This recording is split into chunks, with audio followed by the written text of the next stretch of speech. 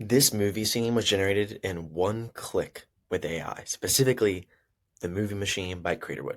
Let me show you it.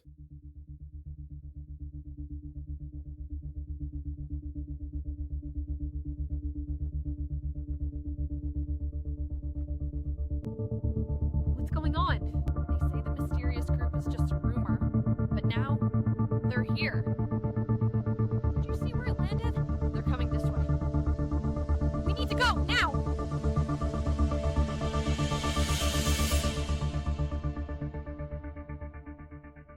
So that was that scene.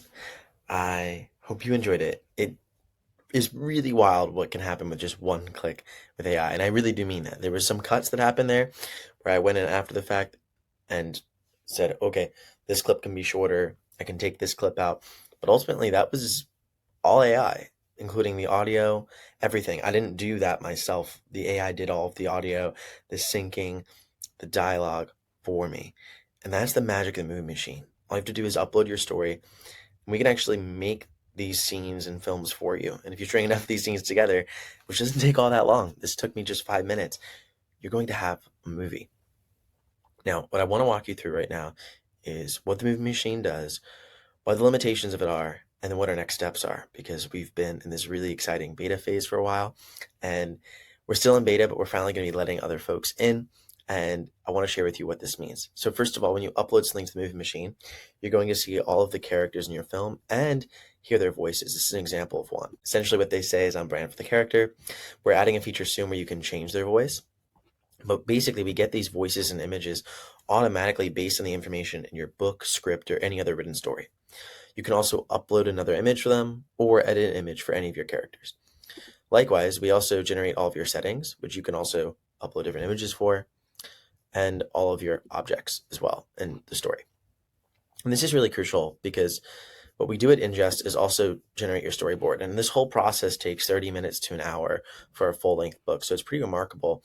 You can see here hundreds of scenes. This is a full length novel. It's actually 100,000 words.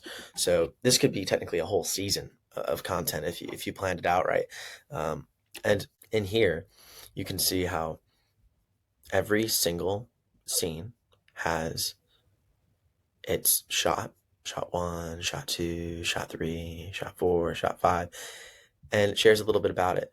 Let me make my screen a little wider here, and then we'll see this part better.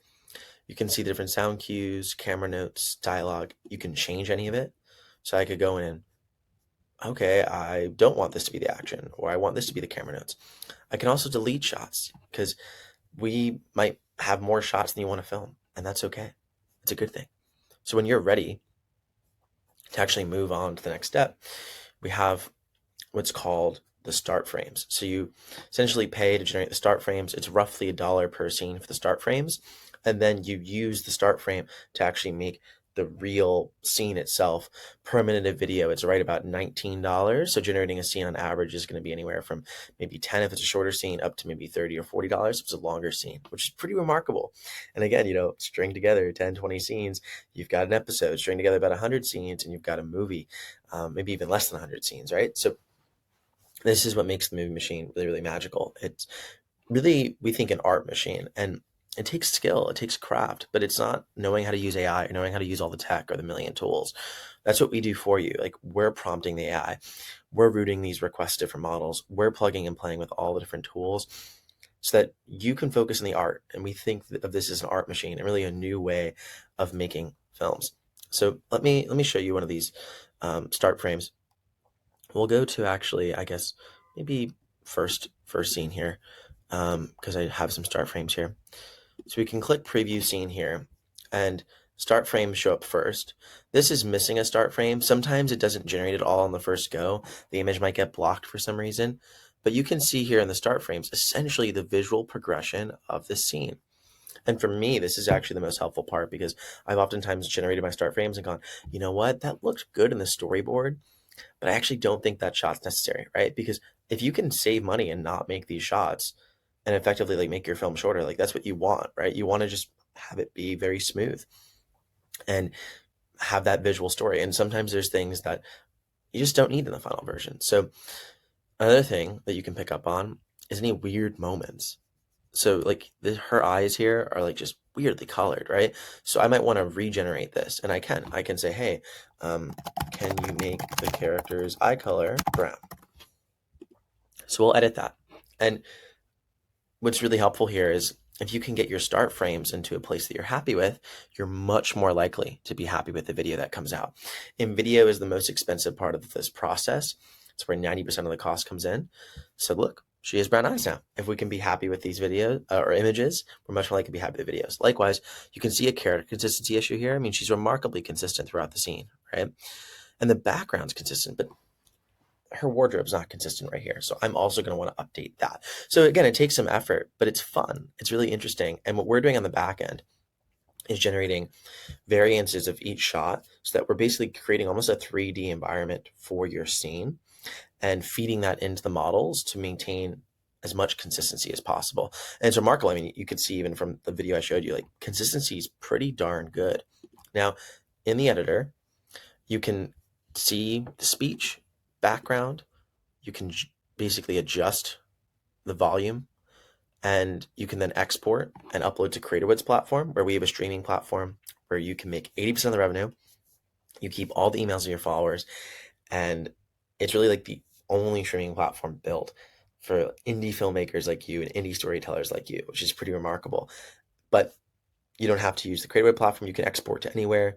Everything you create on Creatorwood is your IP. It's your content. You have the rights to it, and there's no exclusivity agreements. So the Creatorwood editor right now is probably the roughest part of the platform. I'm showing you all in beta as early as I can. So there's things you want to add to the editor. There's going to be a lot of new features coming here. We're bringing someone new on the team starting next week, like just focusing on the editor because we think it's really important. Want to make it intuitive, want to make it AI native, but you can adjust backgrounds, audio, you can adjust speech, and you can also regenerate any video too. So if I want to regenerate video, that's all good. As well with start frames, you can even bring in your own start frames as well. So it's just so powerful. This is the beginning of something incredibly special. And it's my belief that you can make a full movie with this in like 20 to 30 hours. If you're trying to create an hour and a half, 2 hour movie, my goal is like for every hour of footage you get that's usable, you're spending 10 to 20 hours using the movie machine on it. Maybe it takes longer, but it's remarkable how quick that is. And with that effort too, like the AI on its own does okay, but if with the human guidance of you changing the start frames, with you guiding the story, with you guiding the editing, it can take something good and make it really, really impressive. Now, what I want to share is our next steps, where we're at in beta right now, and my honest thoughts on the technology. And I'll start with my honest thoughts on the technology. Look, I've showed to you where things are at. I've showed you the platform, and I'd be lying if I told you that it's perfect. I mean, it's not, right? You're going to see some weird things with audio at moments in our early days. We've fixed a lot of things, but we're still in beta. Likewise, photorealism isn't perfect yet. Photorealism's good. It's not perfect. The physics are good. They're not perfect. So there's some limitations still, but it's gotten remarkably better. And I think it's going to keep getting better. And if you're looking for something that like matches Hollywood quality and is exactly what traditional filmmaking is, probably not the right approach. I think the right approach here is to adopt an AI native strategy. There's advantages to this technology and there's limitations. The advantages are it's much cheaper, it's much faster, special effects you can do with high fidelity and much cheaper. And you can still create engaging stories. But if you're trying to replicate Hollywood here, I don't think that's going to work. I think instead we need to really create a new experience, a new ecosystem around this new type of filmmaking and this new type of art. It's really exciting though, because I think it ultimately makes filmmaking more accessible in a huge way. We're going to see an explosion of movies and shows. And for those of you who jumped on in the early days, I'm so grateful and excited. Now, we've been talking about this for a while, and folks might be like, why did you take so long to release this? And the truth is that I love y'all. I'm an author myself. That's my book that you see piping through. That's the first book I wrote 10 years ago. That's when I wrote that book. Crazy that 10 years later, it's now being made into a movie, especially because I'm a sci-fi author. So seeing like sci-fi brought to life is the coolest thing. But I needed to get it to a point where I could honestly be happy with it. Because the truth is that, yeah, Creatorwood is in beta. It's early. We all know it's going to get so much better. This is early days, but we want it to still be really good. And we also, most importantly, understand that viewers don't want beta movies. They want movies. They want shows. They want your story. They don't want the beta version. So we had to get it to a point where we felt good about this is going to produce things viewers want. And I think we're there. Again, there's a lot of things now with the core of the machine working. Think of it like the machine is super powerful, but we want to give you all these different knobs and levers that make it easier to use and easier to tweak. That's a lot of what we're doing now. The core of the machine, we have in a really, really good place. And if you choose to join, I'm really excited for your feedback. There's no pressure to join. There's no rush. We're going to keep making this better. We're going to keep doubling down on this platform and keep learning. And I think it's going to be super cool to see the case studies that come from this. You bet I'm going to be sharing as many examples as possible from other folks. And it's going to be cool for us to learn and keep making this better with y'all. What's great is if you want to try it out, it's like nearly risk-free because you get all your storyboards and all these amazing things for like a relatively low price. And then each scene you generate is going to be like 10, 20, $30. And if you don't like it, you just stop. Yeah, to make a full movie is going to cost several thousand, maybe $2,000, right? But if you want to make something that's short, or if you just want to get started and try it out, it's not going to be a massive expense in a pocket. Now, I know not everyone can afford to use the movie machine even to get started. And with that, I'll just say that we're looking into helping folks with crowdfunding.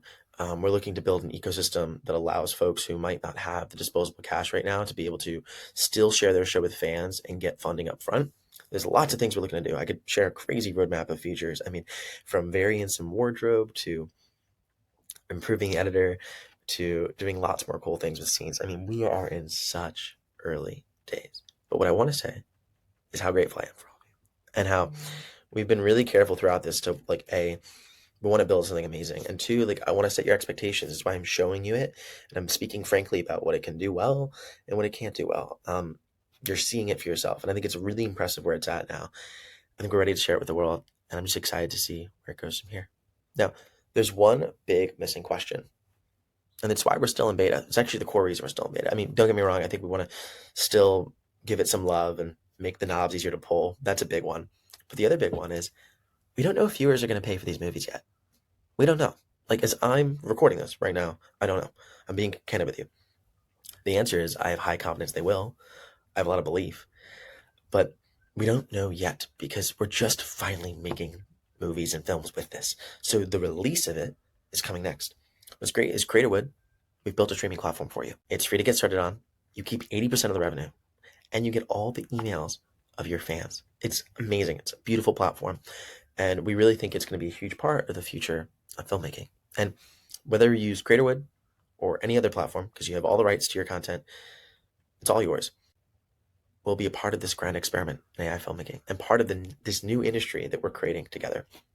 My focus is now shifting as CEO to really the viewer side. We have a team, my co-founder, who's really focused on the movie machine still, but my focus is cool. I think we've got the movie machine to a place where it makes movies.